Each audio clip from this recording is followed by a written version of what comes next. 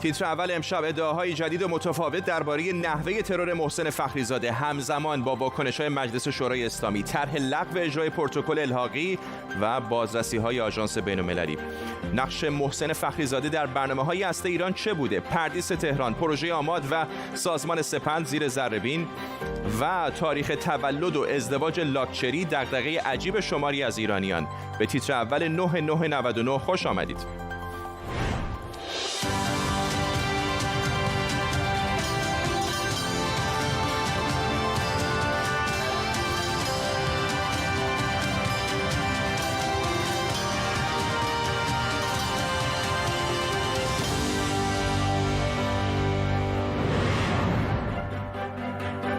سلام به شما. همزمان با انتشار جزئیاتی تازه از ترور محسن فخریزاده، واکنش‌ها به کشته شدن او در ایران هنوز ادامه داره. مجلس ایران امروز در نشستی غیرعلنی خواستار اقدامی جدی در واکنش به کشته شدن مدیر ارشد برنامه‌های اتمی و نظامی ایران شده. محمد باقر قالیباف رئیس مجلس هم گفته مسئولان جمهوری اسلامی به آمریکا سیگنال‌های ضعیف نفرستند. گفته شده مجلس سه‌شنبه جلسه فوق‌العاده در مورد کشته شدن محسن فخریزاده برجام و حضور ماموران آژانس بین‌المللی در ایران تشکیل میده. همزمان با تحولات در مجلس، حسن روحانی ساعتی پیش دستوری با عنوان پیشگیری و مقابله با اقدامات ناامن کننده صادر کرده. در طول نیم ساعت آینده با تیمی از کارشناسان خبرنگاران این خبر و خبرهای دیگر رو دنبال میکنیم. تا لحظات دیگر همکارم علی شیرازی اینجا در استودیو به ما خواهد پیوست تا در این مورد بیشتر صحبت بکنیم. علی شیرازی الان اینجاست. علی، اول از همه صحبت بکنیم در مورد آنچه که در مجلس گذشت. خب مجلس امروز یک طرح دوفوریتی رو به تصویب رسوند که 3 نکته خیلی مهم داشت. نکته اولش این بود که سازمان انرژی اتمی رو ملزم کرد که ظرف بلافاصله بعد از تصویب این طرح تولید اورانیوم با غنای 20% رو به مقدار 120 کیلوگرم و ذخیره اون در داخل کشور شروع بکنه. دولت رو موظف کرد گزارشی در مورد طرف‌های دیگر برجام و اینکه به تعهدات خودشون عمل میکنن یا نه ارائه بده و مهمترین بندش این بود که دولت رو موظف کرد که اگر پس از 3 ماه از تصویب قانون شرکای اروپایی امکان روابط بانکی با ایران رو تسهیل نکنن در اروپا و نفت ایران رو به مقدار کافی همونقدر که قبلا می‌خریدن خریداری نکنن، دولت رو موظف کرد که اون از اجرای داوطلبانه پروتکل الحاقی خارج بشه. این 3 تا در واقع مهمترین بندهای طرح دوفوریتی بود که امروز در مجلس تصویب شد. همونطور که تو گفتی وزیر اطلاعات هم در رابطه با ترور محسن فخریزاده به مجلس دعوت شده بود که از اون خبر زیادی بیرون نیامد. 2 روز الان از ترور آقای فخریزاده گذشته، روایت‌های مختلفی داریم میشنویم، هنوز تصویر روشنی نداریم. امروز کمی پیشتر دیدم خبرگزاری فارس مطلبی منتشر کرده که یک روایت متفاوت میده از اون چیزی که پیشتر شنیدیم. دقیقاً درست میگی، چون نهادهای مسئول و نهادهای اطلاعاتی امنیتی هیچ گزارشی در این باره ندادن. بنابراین حرفایی که زده میشه ضد و نقیضه. تا دیروز گفته میشد که خودرو انتحاری در کار بوده، امروز آقای فریدون عباسی رئیس سابق سازمان انرژی اتمی گفته نه، خودرو انتحاری نبوده بلکه تله انفجاری بوده. گزارشی که خبرگزاری فارس داده از همه عجیب‌تره، به خاطر اینکه گفته خبرنگار ما به شواهدی دست پیدا کرده که داخل اون وانت آبی رنگی که اونجا بوده یک مسلسل خودکار و کنترل از راه دور در واقع در اون بوده که اون مسلسل در واقع تیراندازی کرده به ماشین و بعد هم همون ماشین منفجر شده و در واقع بر اساس گزارش خبرگزاری فارس هیچ عامل انسانی در صحنه ترور وجود نداشته. اما روایت دیگری رو آقای جواد موگویی که دیروز هم در این رابطه مستندساز نزدیک به اصولگرایان هست، دیروز هم یک سری اطلاعات داده بود، اطلاعات جدیدی رو امروز منتشر کرد مبنی بر اینکه در محل ترور در واقع یک ماشین سانتافه بوده که 4 نفر مسلح در اون بودن و 4 موتورسوار هم بودن که اونها هم مسلح بودن و ابتدا در واقع موقعی که ماشین آقای فخریزاده میرسه اون سانتافه عمل میکنه، از روبرو موتورسوارها پشت سر اونها کار ترور رو انجام نه، حتی فخریزاده رو از ماشین بیرون میکشن و تیر خلاص بهش میزنن و زمانی که اون ماشین پشت سری که محافظا رو حمل میکرده قصد تعقیب در واقع ضاربین رو داشته، اون وانت آبی رنگ به عنوان تله انفجاری منفجر میشه و اجازه نمیده که در واقع تحت تعقیب قرار بگیره. چندین روایت مختلف که هنوز نمیدونیم کدومش دقیق‌تر و درست‌تر است. ممنونم از تو علی شیرازی اینجا در استودیو. استودیو با ما. واکنش همونطور که میدونید به ترور محسن فخریزاده همچنان ادامه داره، اما بیاین یه نگاهی به پیام‌هایی که علی خامنه‌ای رهبر جمهوری اسلامی درباره ترورهای مربوط به برنامه‌های تسلیحاتی و اتمی و همینطور مرگ قاسم سلیمانی داشته بندازیم. 22 دی ماه سال 1388 مسعود علی محمدی با انفجار بمب جلوی منزلش کشته شد. علی خامنه‌ای 3 روز بعد عامل ترور رو دشمنان جمهوری اسلامی خوند. خامنه‌ای در مورد کشته شدن مجید شهریاری که 8 آذر 89 ترور شد پیامی منتشر نکرد، ولی رفت پیش خانواده‌اش و به اونها تسلیت گفت. رهبر جمهوری اسلامی درباره ترور داریوش رضایی نژاد در اول مرداد سال 90 هم پیامی منتشر نکرد، ولی 2 هفته بعد در یک سخنرانی از هر 3 کارشناس هسته‌ای که ترور شدن یاد کرد و گفت دشمن قصد داره حرکت علمی کشور رو متوقف کنه. 21 آبان 1390 حسن تهرانی مقدم در یک انفجار در پادگان مدرس در نزدیکی تهران کشته شد. خامنه‌ای در پیامش که 4 روز بعد منتشر شد خواستار تلاش برای ادامه کار او شد. 2 ماه بعد مصطفی احمدی روشن معاون سایت اتمی نتنز ترور شد و رهبر جمهوری اسلامی در پیامش برای اولین بار به روشنی بر مجازات عاملان و عوامل پشت صحنه تاکید کرد. دی ماه سال 98 قاسم سلیمانی فرمانده نیروی قدس سپاه پاسداران در عراق توسط ارتش آمریکا کشته شد. آقای خامنه‌ای در پیامی که همون روز صادر کرد گفت انتقام سختی در انتظار مسببان این حادثه است. 5 روز بعد چند موشک با اخطار قبلی به پایگاه نیروهای آمریکایی در عین الاسد در عراق شلیک شد. و حالا آقای خامنه‌ای درباره ترور محسن فخریزاده معاون وزیر دفاع ایران هم بر مجازات عاملان و آمران تاکید کرده. مهدی مهدوی آزاد، روزنامه‌نگار از بن آلمان با ماست. آقای مهدوی آزاد، چطور می‌بینید واکنش‌هایی که رهبر ایران تا اینجا داشته و فکر می‌کنید با توجه به شرایط فعلی چقدر ممکنه این که می‌خواد که عاملان و آمران این حمله در واقع تقاص پس بدن عملی خواهد شد؟ بله، مثل این مادرزنایی که بین دومادهاشون فرق میگذارند، آقای خامنه‌ای به وضوح شما میبینید یک خط مشخص از فرق گذاشته بین کسانی که ترور شدن و این همین اولین نکته مهم در مورد روی کرده آقای خامنه‌ای است. یعنی شما به استثناء مسعود علی محمدی اون کسانی که ترور شدن و از دانشگاه اومده بودن به معنی واقعی دکترا و دانشمند بودن، از مجید شهریاری بگیرید که از شهید بهشتی اومده بود تا آقای رضایی نژاد مال دانشگاه خواجه نصیر طوسی، در مورد اون اصلا سکوت میکنه، اصلا پیام نمیده. منتها در مورد تمامی کسانی که کادر نظامی بودن، عمدتاً سپاه پاسداران یا کادر دفاعی ایران بودن، بلا استثناء او پیغام میده، از مصطفی احمدی روشن تا حالا در مورد آقای محسن فخریزاده. نکته دوم واضح هست در پیام‌های آقای خامنه‌ای، میبینید یه جورایی سعی میکنه سطح بحران رو کاهش بده. این جنجالی که الان امروز در مجلس را افتاده بود که ما بعد از MPT خارج بشیم، بازرسان رو نمیدونم خارج بندازیم بیرون، زمانی که آقای احمدی روشن رو زدن، زمانی که مسعود علی محمدی رو زدن، عیناً همین اتفاق افتاد 11 سال پیش، همین حرفا رو میزدن. منتها میبینید آقای خامنه‌ای در پیام‌هاش سطح رو میاره پایین. در مورد حتی داعش هم همین کارو کرد. موقعی که داعش حمله کرد اسمشو گذاشت ترقه بازی. رویکرد سومی که به چشم میخوره این هستش که فقط در مورد قاسم سلیمانی که نماینده ایران در مورد سیاست خارجی بود و مرد پشت پرده قدرت، یه جورایی در واقع استوانه اتکای آقای خامنه‌ای بود، او در مورد هیچ کس دیگه صحبت از انتقام نکرد، بلکه در 2 مورد فقط صحبت از مجازات میکنه. و در مورد موضوع مجازات هم شما به وضوح میبینید که مثلا موقعی که مسعود علی محمدی اومد کشته شد و آقای خامنه‌ای پیغام داد، گفت مجازات کنید. حالا الان که آقای فخریزاده کشته شده میگوید مجازات قطعی، چون قبلیه انجام نشده و مجازات نشده. یه نمایی از فشارهایی که پشت پرده هست یا در واقع دعوای دیالکتیکی آقای خامنه‌ای در ذهنش بر سر اجرای احکام حکومتی. مجموعاً در یه جمله اینطوری جمع‌بندی می‌کنم که آقای خامنه‌ای بر مورد نظامیان واکنش تندی نشون داده، در مورد دانشمندان خیلی واکنش تند نبوده و مجموعاً واکنش‌هاش طوری بوده که برخلاف دستیارانش که صحبت از انتقام و بزن و ببند می‌کنن، در مجموع طوری بوده که کشور رو درگیر یک بحران، جنگ یا چیز بدتر نکنه. مهدی مهدوی آزاد، روزنامه‌نگار آزاد از بن آلمان، ممنونم از شما.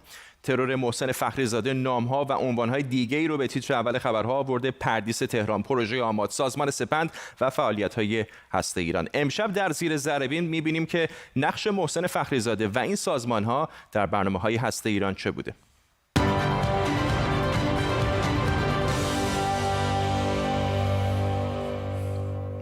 به محسن فخریزاده پدر برنامه‌های هسته ایران میگن. فعالیتایی که بعد از چندین سال توقف به خاطر انقلاب از اوایل دهه 60 شروع شد. حتی برخی از انقلابیون اعتقاد داشتن کلاً ساخت تأسیسات هسته‌ای در ایران در زمان شاه خیانت به مردم بوده. این نموداری که تا لحظات دیگر می‌بینید شمایی از این فعالیت‌ها رو نشون میده. اما نام محسن فخریزاده و پروژه‌هایی که اون توشون فعالیت می‌کرد از سال 1381 به چشم آژانس بین‌المللی اومد و اینکه ایران به دنبال ساخت موشک با کلاهک اتمی. این نمودار اطلاعاتی که آژانس بین‌المللی اتمی گردآوری کرده احتمال اینکه ایران از سال 68 دنبال سلاح هسته‌ای بوده رو تقویت میکنه. فعالیت‌های سازمان یافته که زیر نظر وزیر دفاع ایران بوده. اینجا اسم آماد رو می‌بینید، همون پروژه‌ای که نتانیاهو نخست وزیر اسرائیل توی بوق و کرنا کرد و اتفاقاً اسم فخریزاده رو هم آورد و ادعا کرد که ایران همیشه به دنبال ساخت سلاح‌های هسته‌ای بوده.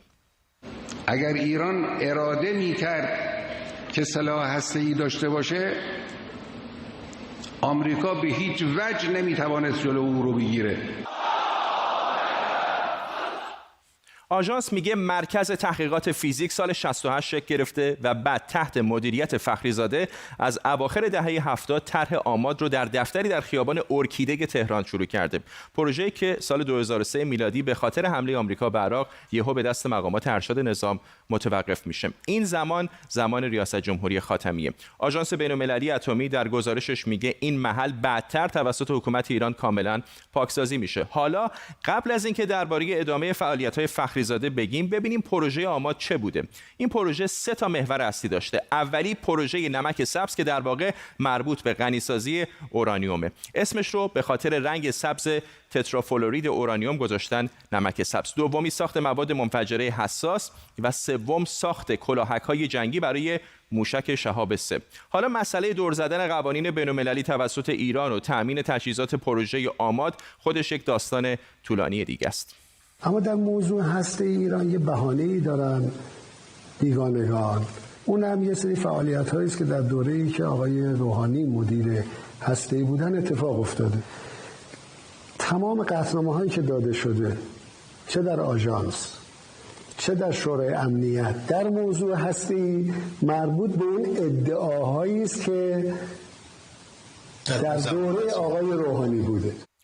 خب برگردیم به اون نموداری که چند لحظه پیش دیدید. می‌بینید که فعالیت‌ها متوقف نشده که هیچ، بلکه دوباره بین سال‌های 84 و 85 به ریاست محسن فخریزاده سازمانی به نام توسعه و نوآوری تشکیل میشه. محسن فخریزاده سال 87 میشه رئیس دانشگاه مالک اشتر و این سازمان رو همون سال با دانشگاه و در مجتمع پردیس تهران ادغام میکنه. سال 1390 زمان ریاست جمهوری احمدی نژاد محل کار فخریزاده به سایت مژده نزدیک دانشگاه مالک اشتر منتقل میشه. این سایت مژده در واقع همون سپنده، سازمان پژوهش و نوآوری وزارت دفاع ایران. و این نکته دیگه نمیدونم اسم شهرام امیری یادتونه یا نه، اما اون یکی از دانشمندان هسته ایران بود که توی همون سایت مژده کار میکرد. شهرام امیری سال 88 در عربستان ناپدید و بعد به آمریکا رفت یا برده شد. به ایران برگشت و سال 95 به جرم جاسوسی اعدام شد.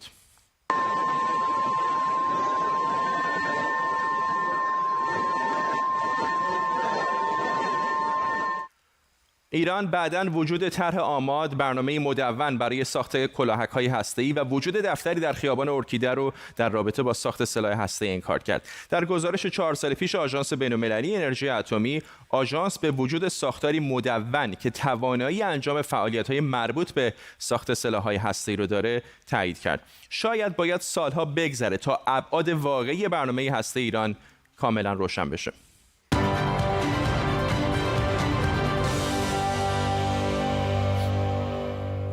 علیرضا سلیمی عضو هیئت رئیسه مجلس ایران گفته جنبندی جلسه امروز مجلس این بوده که ما به اقدامات آژانس بین‌المللی خوشبین نیستیم و ریشه ترورهای هسته‌ای در همین شکل بازرسی هاست. نمایندگان مجلس ایران امروز همچنین طرح خروج از پروتکل الحاقی رو ارائه کردند. مهران براتی کارشناس روابط بین‌المللی از برلین با ماست. آقای براتی، فکر می‌کنید که چقدر واقعا این امکان وجود داره با توجه به شرایط ژئوپلیتیک فعلی که ایران روابطش رو با آژانس به خاطر این ترور تغییر بده؟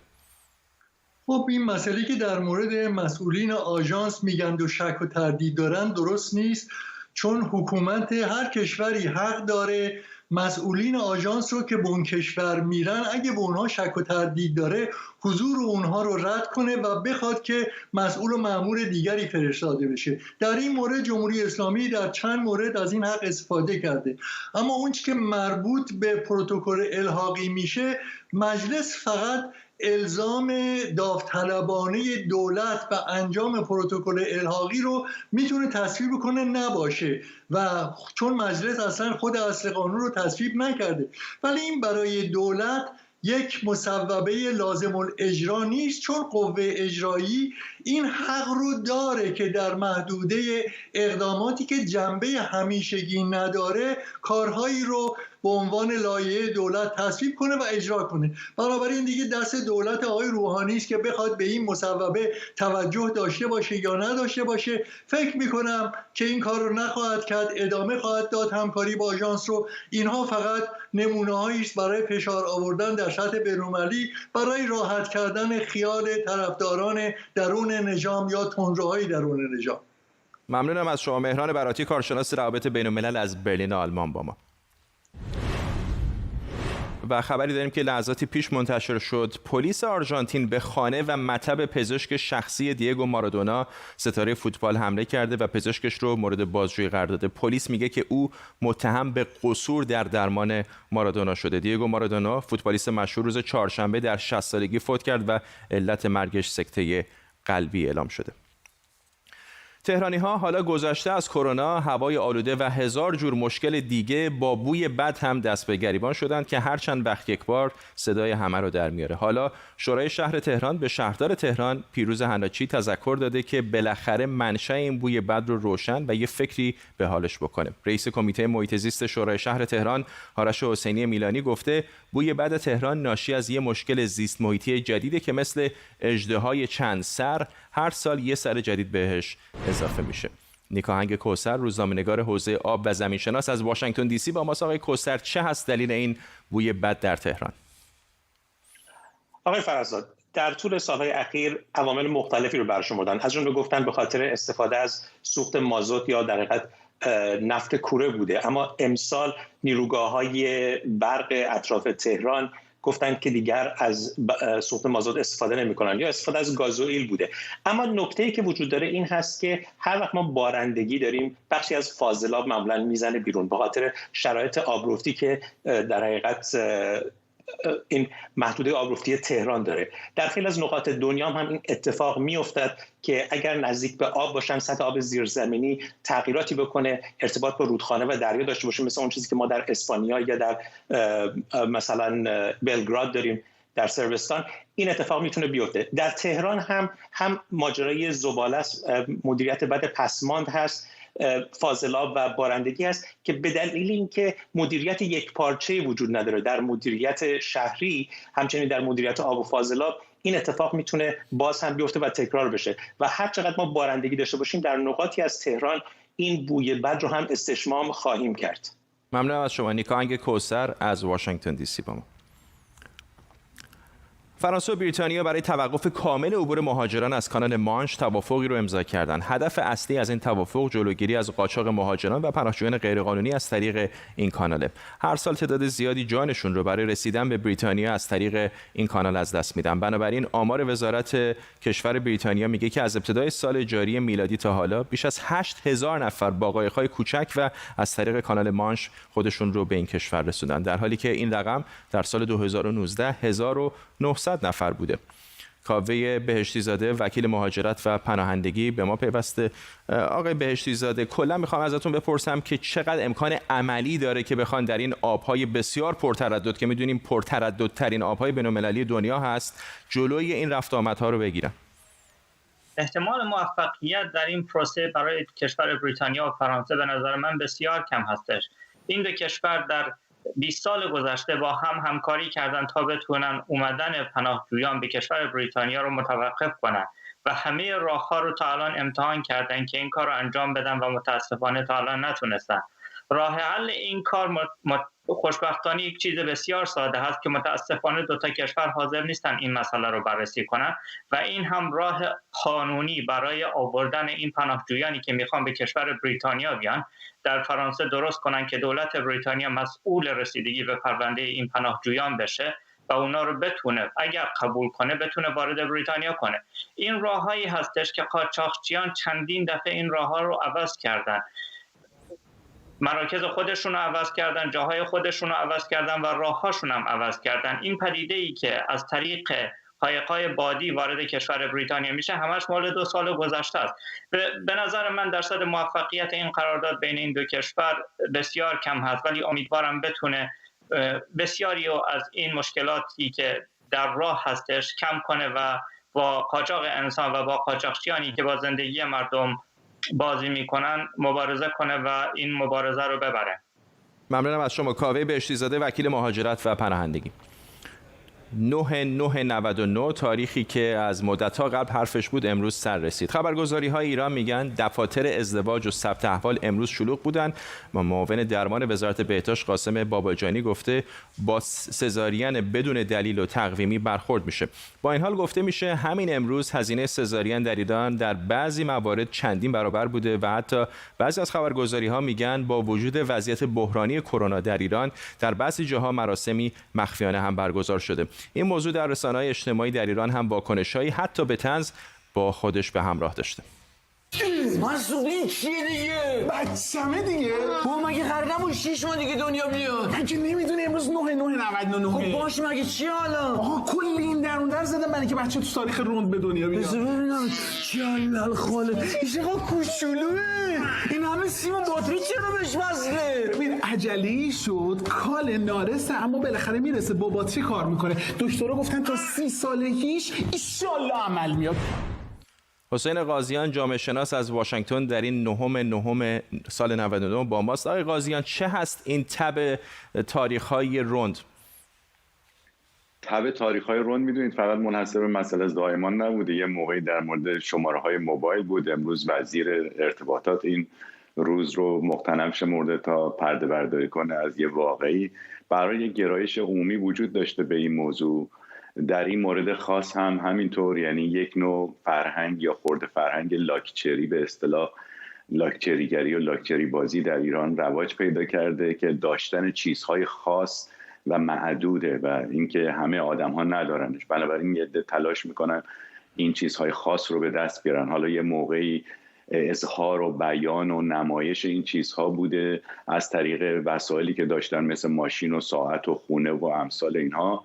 یکیش هم میتونه این باشه که شما در یه تاریخ روند بچه‌تون به دنیا اومده و بعد بچه همیشه به این تاریخ روند مثلا افتخار بکنه. این افتخار کردن و به اصطلاح منحصر دونستن یا معدود دونستن چیزی که به شما تعلق داره، حالا میخواد واقعه ازدواجتون باشه، روز تولدتون باشه یا هر چیز دیگری، یکی از عوامل در واقع اون جنبه اظهاری و اکسپرسیو داشته های شماست که نشون میده شما به یک قشر خاص، یک طبقه خاص و به یک سمت اجتماعی خاص تعلق دارید و به اون میتونید فخر بکنید و این فخر رو اصطلاحاً بفروشید. شبکه‌های اجتماعی و رسانه‌های اجتماعی هم در این زمینه باعث تقویت این خرد فرهنگ شدن، چون نمایشی که قبلا ممکن بود مثلا شما با یه لامبورگینی در تهران انجام بدید و مثلا 100 نفر ببیننش، امروزه در شبکه‌های اجتماعی با مقیاس بسیار زیاد اتفاق میفته و توجه خیلی بیشتری جلب میکنه و دوباره برای شما افتخار و مباهات بیشتری میاره و به این ترتیب میبینید که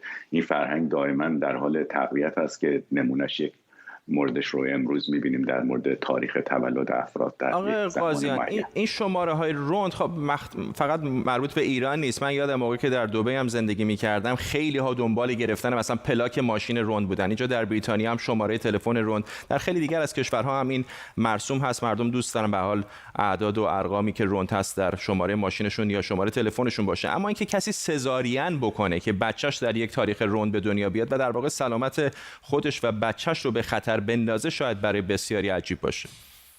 بله، ولی وقتی شما به دنبال چیزهای معدود و منحصر به فرد هستید که مقتضیات اون فرهنگ لاکچری است که ازش صحبت کردم، یعنی در اون فرهنگ داشتن چیزهای انحصاری و به اصطلاح معدود یکی از عوامل مباهات. هر چقدر این منحصرتر باشه، انحصاری‌تر باشه، مباهات بیشتری رو شما به دست خواهید آورد و حالا مورد به اصطلاح تولد در یک روز خاص هم از همین دلیل، چون شماره پلاک ماشین یا شماره رند موبایل رو خیلی ممکنه بتونن بگیرن، ولی اینکه شما برنامه ریزی کنید در یه روز خاص بچه‌تون رو به دنیا بیارید یا اتاق عمل 100 میلیونی رزرو کنید که بچه‌تون در اون روز به دنیا بیاد، اون وقت این شما رو منحصر به فرد میکنه، معدود میکنه و به همین ترتیب مباهات بیشتری بر شما به بار میاره و شما تعلقتون رو از این طریق در اون فرهنگ لاکچری ایجاد میکنید و اجرا میکنید و به این ترتیب اون مباهات و افتخار رو به دست میارید. ممنونم از شما حسین قاضیان، جامعه شناس از واشنگتن دی سی با ما.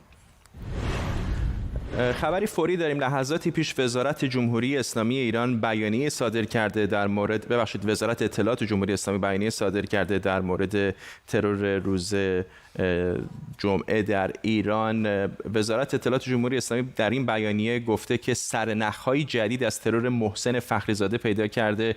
جزئیات بیشتری در آن بیانیه نیامده، ولی خبرگزاری‌های ایران به نقل از وزارت اطلاعات نوشتند که این وزارتخانه گفته که سربازان گمنام امام زمان سرنخ‌هایی از عاملان این حمله به گفته اونها تروریستی به دست آوردن که اطلاعات تکمیلی متعاقباً به استحضار ملت شریف ایران آنطور که وزارت اطلاعات ایران گفته خواهد رسید. به محضی که جزئیات بیشتری به دست بیاد حتما با شما در میان خواهیم گذاشت، اما فعلا میرسیم به پایان تیتر اول امشب. تا دقایق دیگه میتونید این برنامه رو در یوتیوب هم دوباره ببینید. تا فردا و برنامه دیگر، بدرود.